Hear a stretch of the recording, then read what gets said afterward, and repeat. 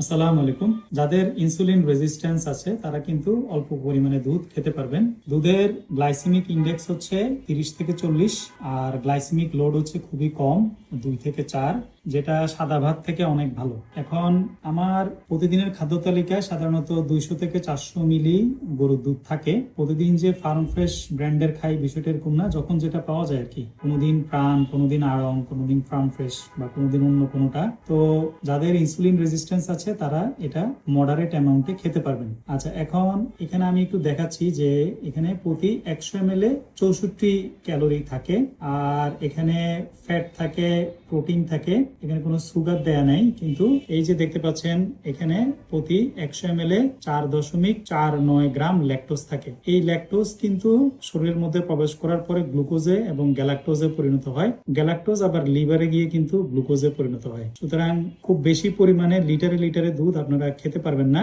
তবে দুধ খাবেন। দুধ খাওয়ার একটা গুরুত্বপূর্ণ কারণ হচ্ছে ক্যালসিয়াম আছে দুধে। দেখেন এখানে একদম সবার নিচে লেখা আছে যে 100 ml দুধে 111.25 মিলিগ্রাম ক্যালসিয়াম থাকে। একজন সুস্থ স্বাভাবিক অ্যাডাল্ট মানুষের প্রতিদিন 1000 মিলিগ্রামের ক্যালসিয়াম খেতে হয়। চেষ্টা করবেন খাবারের মাধ্যমে ক্যালসিয়াম খাবার। আমি কাউকে ক্যালসিয়াম সাপ্লিমেন্ট খেতে বলি না, মেইনলি দুইটা কারণে। একটা হচ্ছে যে আপনি যেটাকে ক্যালসিয়াম সাপ্লিমেন্ট আকারে খাচ্ছেন সেখানে আসলে কতটুকু ক্যালসিয়াম আছে, সেখানে কোনো ভেজাল আছে কিনা, আদৌ ক্যালসিয়াম আছে কিনা, সেটা আসলে বাংলাদেশে বসে জানার কোনো উপায় নাই। 2 নম্বর হচ্ছে যে অনেক সময় অতিরিক্ত ক্যালসিয়াম ট্যাবলেট খাওয়ার কারণে কিন্তু কিডনিতে পাথর হয়। এটাও আমাদের সবার কিন্তু মনে রাখতে হবে। ধন্যবাদ সবাইকে।